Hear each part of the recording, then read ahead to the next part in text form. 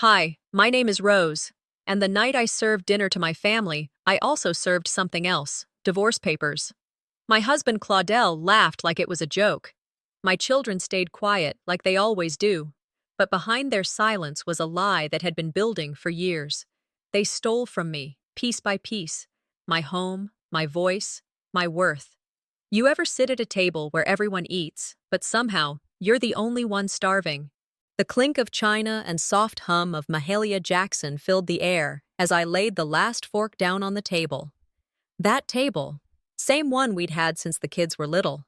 I remember polishing it every Saturday morning while Claudel read his paper, acting like the sun rose just to warm his coffee. That table had seen birthday cakes, spilled milk, and prayers over collard greens, but today it felt colder somehow. Like it knew something I didn't. I stood there in my Sunday dress, navy with gold trim, the one Claudel used to say made me look like a first lady. These days, he barely looked at me. He used to rush home to my cooking. Now he arrives late to his own dinner, talking about traffic like the whole highway got stuck just for him. When he walked in that evening, smiling like a man who'd won something, I knew in my gut something was off. Behind him came our eldest, Reggie, with his wife Patrice. She wore that usual tight-lipped smile, the kind that says she's trying but don't expect too much. Our youngest, Lena, didn't show. Said work had her tied up. That child ain't worked a Sunday shift in months. We sat down. Grace was said. The plates were passed. Mac and cheese, yams, roast chicken, just like Mama used to make. Small talk floated above the table like steam off the greens. Weather, church gossip, the neighbor's new car. But nobody looked me in the eye too long. Reggie kept glancing at his phone. Patrice barely touched her plate. Something was brewing, and I wasn't the one stirring it. Claudel tapped his glass with his fork like he was about to make a toast. My back straightened on instinct. For a second, I thought maybe he'd thank me. Maybe he'd remember this house we built, these meals I made without fail, even when my knees ached and my heart did worse. Instead, he cleared his throat, looked right at me, and said, "Dinner's over. I've filed for divorce. Show pack your things." I don't remember breathing. The sound of that fork clinking on a plate, maybe Reggie's, maybe mine, cut through the room like a slap. Nobody moved. Not even the gospel in the background dared hum another note. I looked around. Reggie stared down at his plate like his greens got interesting. Patrice looked relieved. That stung more than the words. No one asked why. No one asked if I was all right. Claudel went on talking, calling it irreconcilable differences, like this was some press conference, like I hadn't washed his drawers and nursed his ego through every layoff, every bad idea he ever had. He kept that smug tone, the one he used when he was trying to sound educated. But I saw it. The way his lips curled. This wasn't shame, this was showtime. They didn't see me break, they saw me breathe. That's what I told myself as the air got thicker and no one said my name. Someone tried to chuckle, maybe Reggie. Maybe it was fear trying to find a joke to hide behind. But I sat still. Remembered my mama's voice, sweet and firm. Never let a man's storm drown your silence. I looked at the portrait above the fireplace. Me, Claudel, the kids, Easter Sunday, 20 years back. I used to love that photo. Now it looked like a joke with a bad punchline. When did love become a performance? When did I become background? I saw it then. Every skipped birthday. Every quiet correction when I spoke too long. Every time he rolled his eyes at my prayers. It wasn't sudden. It was a slow, unloving. And suddenly, I stood. The chair didn't scrape. My voice didn't shake. I said, "You always loved your timing, Claudel, but let me remind you, the Lord don't bless dirty hands." He blinked. That smugness cracked. Just a little. I sat back down, picked up my fork, took one bite of sweet potato pie like it was any other Sunday. Then I said, "Dinner's over when I say it's over." No shouting. No throwing things. Just silence. The kind that wraps itself around your neck and waits. I cleared the table after they left, put the food away like I always did, washed the plates while the gospel played on low. Didn't cry. Not then. On the counter, I saw my old silver swan brooch. It had fallen out my jewelry box months ago. Funny how things show up when you need 'em. I pinned it back on. He thought I'd pack my things, I said to myself, voice low. He just didn't know what I'd already packed. The house was still, like it was waiting for something to break. Morning light seeped through the blinds, laying soft patterns across the living room floor. I stood in my kitchen barefoot, the tile cold under my feet, coffee warming my palms. Everything looked the same, but nothing felt familiar anymore. Not the hum of the fridge, not the smell of cinnamon from the bread I'd baked 2 days ago. Not even the silence. People like to say silence is peaceful, but peace has weight. Silence? Silence is light and sneaky. It hides things. Cowards love silence. It lets them pretend they didn't start the fire, just walked away when the smoke got thick. I glanced over at the wall hook. His keys weren't there. That empty spot spoke louder than anything he said last night. I replayed the scene in my head. Claudelle's announcement, the smirk, Reggie looking down, Patrice not even surprised. That wasn't betrayal. That was theater.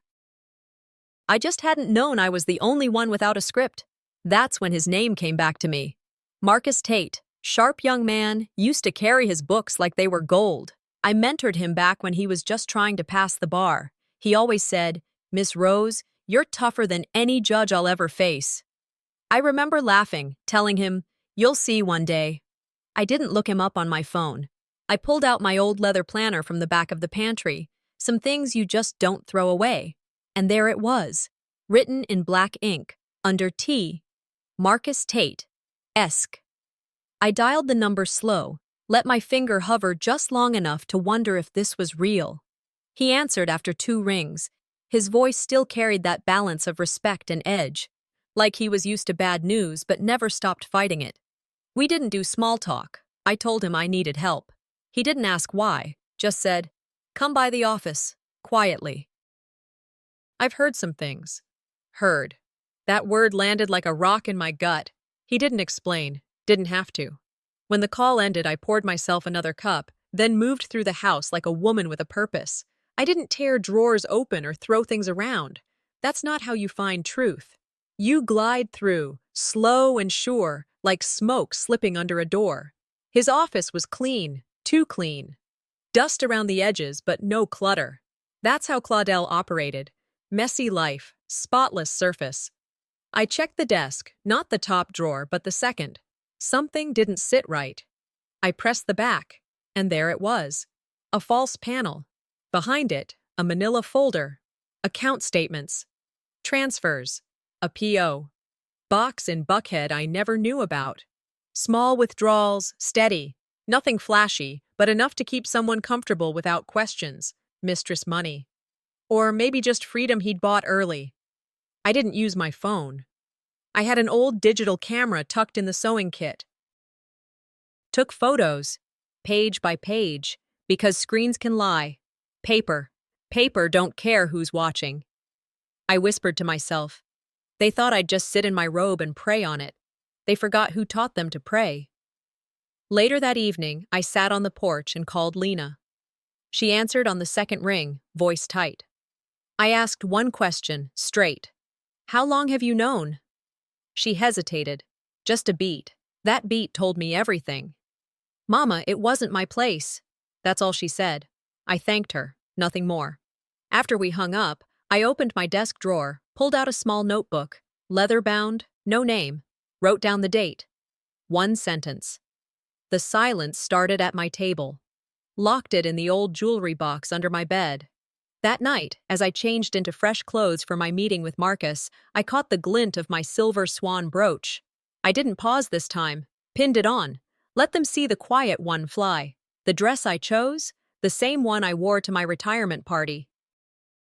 Not because I missed those days, but because that was the last time I felt like my name meant something in a room.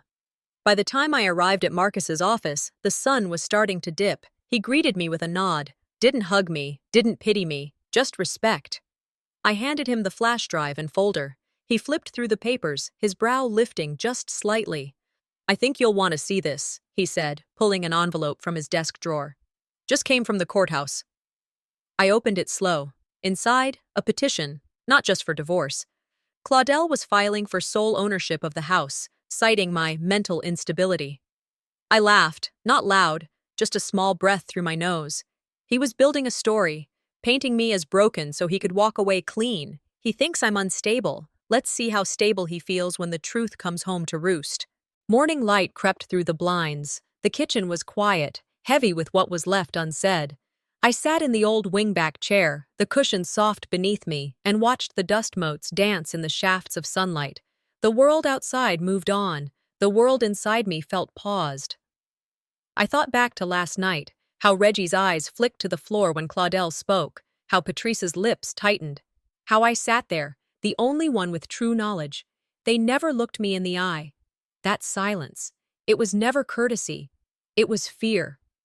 The silver swan brooch lay on the dresser. I reached for it. Its weight, so familiar, rested in my palm.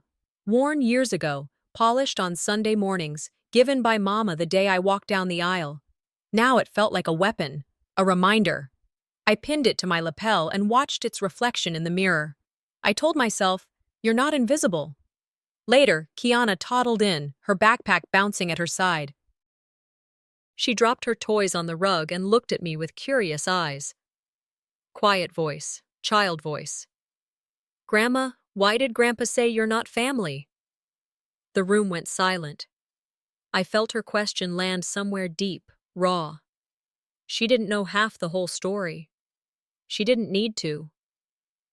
I said softly, "He spoke words, baby. Now we'll write the rest differently. Not angry, not broken, firm." She nodded, turned, left. But in that moment, I felt the shift. The quiet victim was listening now, to every sting, every slight, every dagger thrown in secret. I felt the spark. That evening, Claudel called a family meeting. We gathered in the dining room. The same chairs, the same plates, but something lay in the air heavier than plates. He spoke of legacy, of division, of burdens placed solely on me. He blamed me for the cost, for the fractures in our life. Tawana nodded like grief was a cloak. Jarrell leaned forward, jaw tight, but they spoke as if I was absent. As if I didn't know their accounts, their whispers, their small thefts. I sat cold. I watched their faces, the tremor of lips, the quick glance sideways, the tightening of fists under the table. They didn't see me break. They saw me breathe. While Claudel rattled off numbers, I reached beneath the table. My fingers slipped into my pocket and touched my phone. One tap. Audio started. They never knew until now that every lie would carry weight. I spoke up, calm but sharp, correcting their misstatements. Quiet facts that contradicted their accusations. I quoted from documents I held secretly. They bristled, but could not silence truth. Later, I texted Marcus. Meeting moved to dawn. Memory pressed in. I saw a younger me, laughing in that very dining room, children chasing each other, Claudel praising me for my macaroni and greens. That old table, that old laughter. It shattered in me, the contrast. Betrayal is slow, one missed birthday, one silent apology, one withheld glance. In the flashback, I wore that brooch on my coat, then a symbol of pride, now endurance. Jarrell excused himself.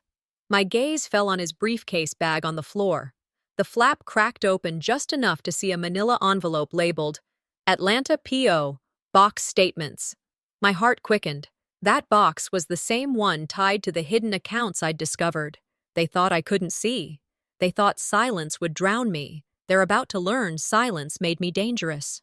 Afternoon light filtered through gauzy curtains, dust motes drifting. I sat on the sofa surrounded by files, photos, receipts, evidence of what Claudel thought I couldn't see. Gospel music from the living room speaker played softly, a hymn I once sang for healing. Now, it underscored my new purpose. I leaned forward, steadying my breath. They told me to be silent, but I'm listening now. My fingers traced the envelope I pulled from Marcus's desk last night. I held evidence of his secret life, statements, ledgers, names he never dared say. I texted Marcus, "I will see you at 6. My heart thumped. Not fear, but expectation. This day won't be gentle. I felt the quiet before the storm. Claudel and Chiquita convened in the study. I closed my bedroom door quietly, then edged down the hallway and crouched near the threshold. My phone's mic was armed. I listened. They spoke anxiety and arrogance in the same breath. Claudel murmured, "She won't see what we do next." Chiquita replied, "By the time she knows, it's too late." They argued details, when to move funds, shut off accounts, sever ties. My eyes stung. Betrayal wears many faces. I see them all now. In the dim light, I vowed I'd never let a whisper be my coffin. The confession recorded, unfolding in real time, was their ruin. Cold vindication washed through me. Their power in secrets ends when truth is heard. Fueled by that evidence, I walked into the church's foyer, boots echoing on tile. This was the place I once bled hope. I sought Reverend Green. He was quiet, serious. I approached him gently. I reminded him of the sermons he preached: justice, mercy, truth. He listened, eyes kind but wary. Then he said, "This is between husband and wife, Mrs. Batiste." His voice soft, firm. I dug deeper. Scripture, reference to community, mention of lies spun in darkness. He nodded, regret in his eyes, but said he couldn't intervene. "I'm sorry," he offered. My shoulders sagged. I left slowly, heart heavy, faith shaken, resolve sharpened. He saw my name in his ledger, but wouldn't lend his voice. Back home, I called Tawana. Her voice trembled. I said, "You saw it too. You heard him." She paused long. Finally, "Mama, I see both sides." I swallowed. I responded quietly, "If I gather proof, you won't be able to deny me." I didn't shout. I sat in silence until the line ended. No embrace, no apology, just the echo of her voice. I closed my eyes and let tears come, quietly.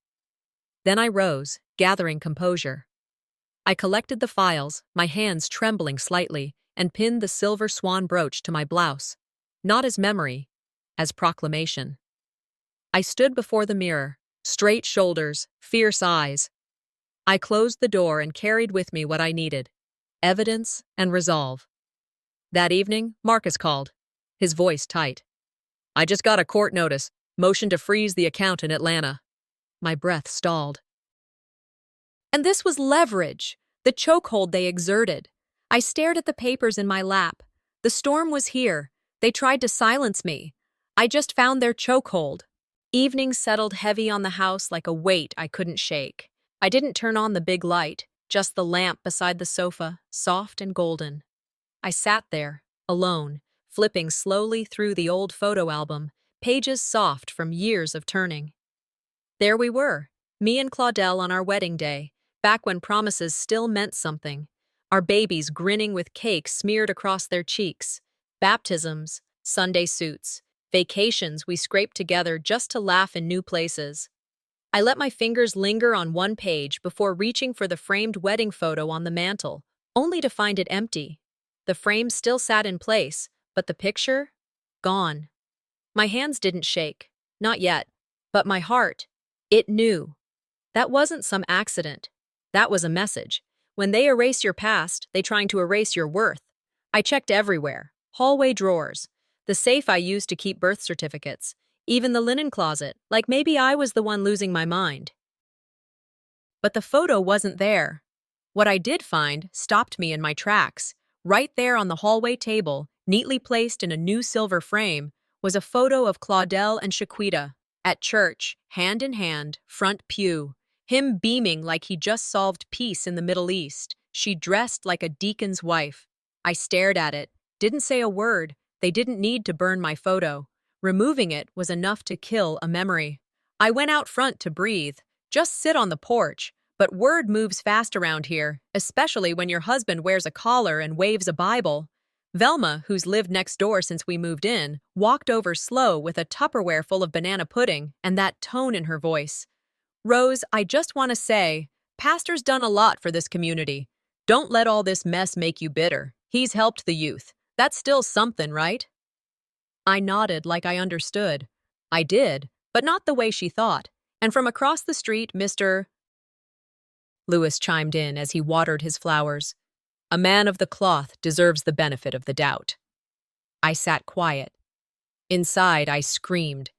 But on the outside, I just nodded again. Because I learned something real in that moment. Reputation is a kind of armor, and folks love wearing it, even if it don't fit. Later, after most had gone inside and the streetlights blinked on, I walked back into the dining room where Claudel was reading his phone. I stood there, still. "You changed the frames," I said, "but not the facts." He didn't look up right away. When he did, he shrugged. That photo wasn't relevant anymore.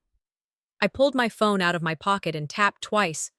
The old wedding photo blinked onto the screen, backed up, dated, time-stamped. I turned it to him. He flinched like I'd slapped him. "I keep the truth," I said, "even when y'all try to bury it." From the corner of my eye, I saw Mrs. Jean across the street peering through her curtains. Good. Let her see. That night, I went to my dresser, opened the cedar chest at the bottom, pulled out my old wedding gown, not to mourn it, but to face it. I pinned my silver swan brooch at the collar, just like I did the day I walked down that aisle. Not because I missed that girl, but because I owed her closure. I stood in front of the mirror, chin high. If they want me to fade away, I will wear my truth like armor.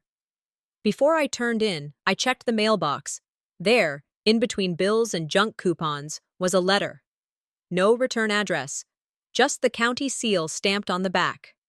Inside, we found documentation concerning your marriage records, photographs, and claims of property transfer. I read that twice. They thought I lost everything. They just opened my case file. I woke at 4:30 a.m., before the sky even knew it was dawn.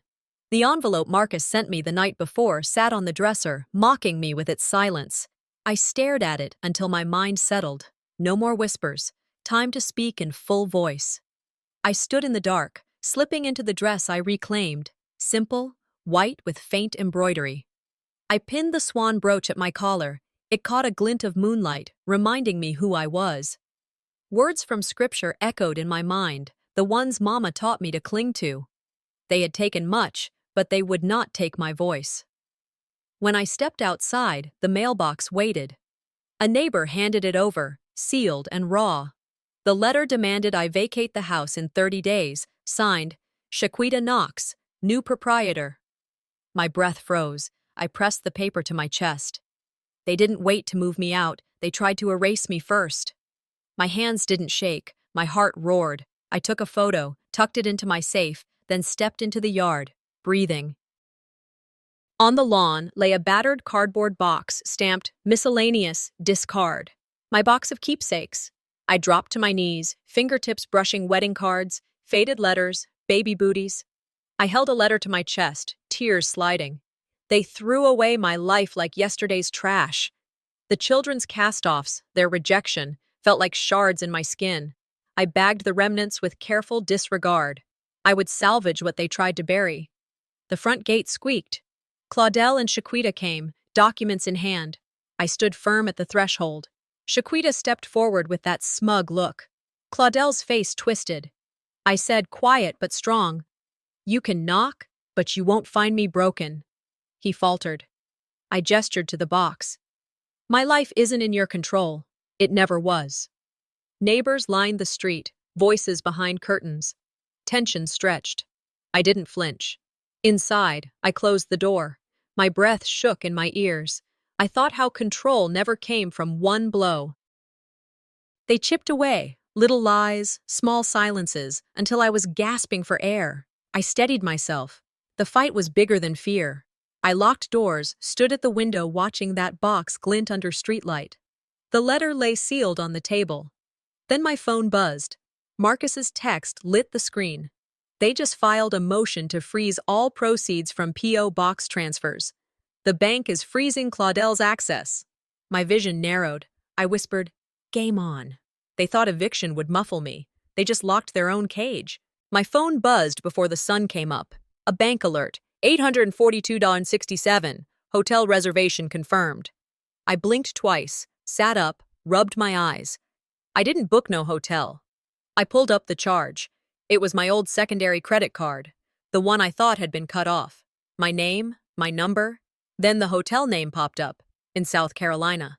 I checked the transaction trail and saw another booking made 2 days ago. Same place. I knew. I didn't need to guess. Shaquita and Claudel were vacationing on my name, my account. That slow boil came up my throat. It wasn't the money, it was the audacity. I remembered all the times I handed over that card, just for groceries, or just until Friday. One little lie at a time, they'd carved pieces out of me. But this time, they put their whole hands in my pocket. I whispered out loud, "Enough theft in silence. This time, I'll name every thief." Later that morning, I was in the kitchen making tea. The back door creaked open. Shaquita walked in like she owned the floor beneath her. She didn't look at me, didn't greet me, just called over her shoulder like I was background noise. "Excuse me, helper. Could you bring me water?" My hands tightened around the mug. I heard one of the neighbor's children giggle outside the window. My chest squeezed.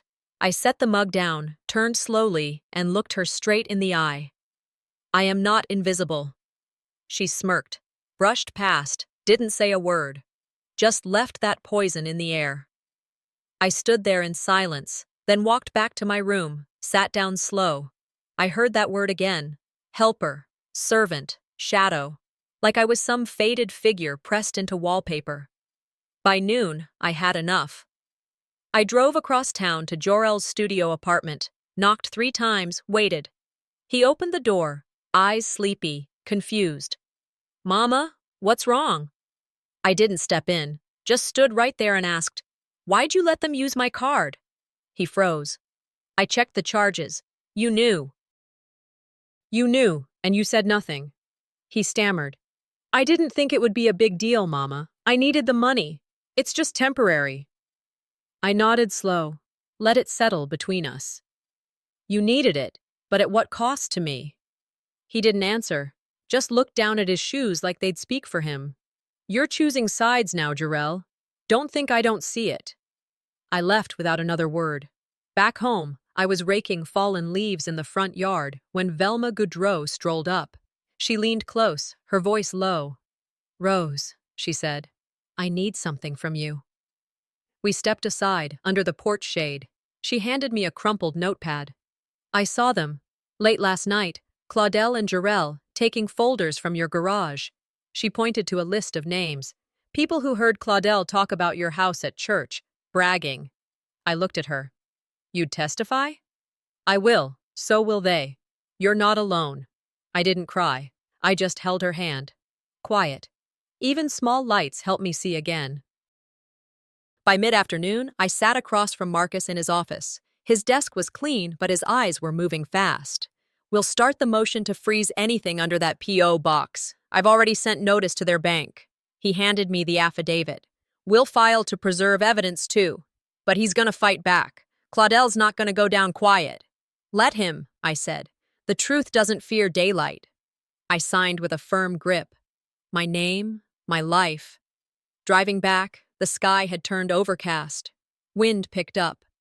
I pulled into the driveway, unlatched my door slow. The house sat still. I was ready for peace, for a cup of hot something. But before I could even get my keys in the lock, a man in a dark suit stepped up the walk. "Mrs. Batiste?" He held out 2 envelopes. Subpoena and a search warrant. My hand didn't move. I looked at the paper, then looked at him. They came looking for me, not as victim, but as threat. I arrived at Marcus's office early, the morning air cool but charged. The folder in my hand felt heavier than it actually was, stuffed full with the deeds, public records, title chains, all the proof I'd wrestled out of shadows. Marcus looked up as I entered. "You ready?" he asked quietly. I nodded. Together, we spread the papers across his desk. He traced the chain of title, pausing where Claudel and others had slipped forged signatures and redirected ownership. "This is solid," he said, but added, "He'll counterattack hard." I squared my shoulders. They thought I was empty-handed. Let me show them I was holding the keys. When we entered the courtroom, it felt colder than the morning air. Claudel stood before the judge, polished suit, Bible in hand, and Shaquita beside him, composed as ever. He claimed I was unstable, questioned my sanity, but I sat quiet. Marcus stood and slid the folder forward. Exhibits of title deeds, notarized signatures, bank transfers, and audio recording. He cross-examined Claudel. "When did you change the locks on your own wife?" Claudel stuttered. The judge's gavel came down. "Temporary injunction granted. The property control is restored to Mrs. Batiste pending full trial." We drove back in silence. When I turned my own key, it clicked in the lock like a victory. I stepped inside. Every room, every corner, every echo reminded me of the nights I felt erased. I walked slowly, touching walls, inhaling the air. In the dining room, I paused. The empty frame that once held our wedding photo hung on the wall. I pressed my hand over it. That blank space did not mean absence. It meant reclaiming what was always mine. I called everyone into the room. Claudel, Shaquita, the children. I did not raise my voice. "Dinner's over," I said. They hesitated. "The court's ruling has come. This house belongs to me again." Some mouths opened, some eyes widened. I placed the court order in front of them. "Pack your things. By sunset, you must be gone." They protested, unfair, cruel, but I stood unmoved. I didn't argue. I didn't yell. I simply watched them gather their belongings, clothes, boxes, memories, all handed back to me in broken forms. Outside, neighbors gathered. Some stared, others whispered. Velma stepped forward, nodded once. "She's got her home back," she said aloud, so every ear could hear. As the last car pulled away, the yard fell silent. I walked to the mailbox, heart steady. The red flag was raised. Inside, a thick envelope bore the seal of the court. I tore it open. "Notice of appeal," it read. Claudel's signature below. My breath caught, then steadied. I folded the letter and tucked it under my arm. I looked back at the house, still. "They thought I closed the door," I whispered. "Now they're trying to kick it in again." The courtroom was still as I took my seat. The judge tapped his gavel, calling attention. Marcus sat steady beside me. I gathered my courage. When the judge spoke the final ruling, "Ownership is confirmed in Mrs. Mozella Batiste. Property transfer stands. Appeal dismissed." A calm settled over me. No cheers, no grand gestures. Just that phrase. Case closed.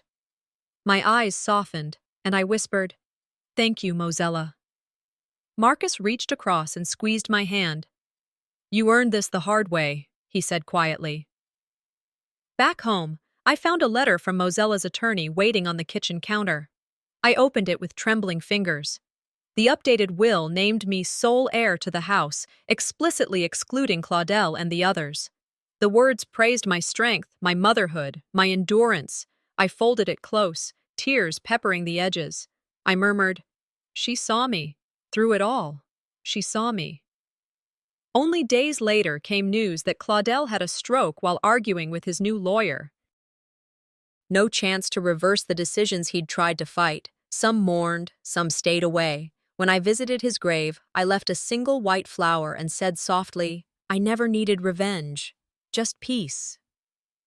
The following weeks brought a new beginning.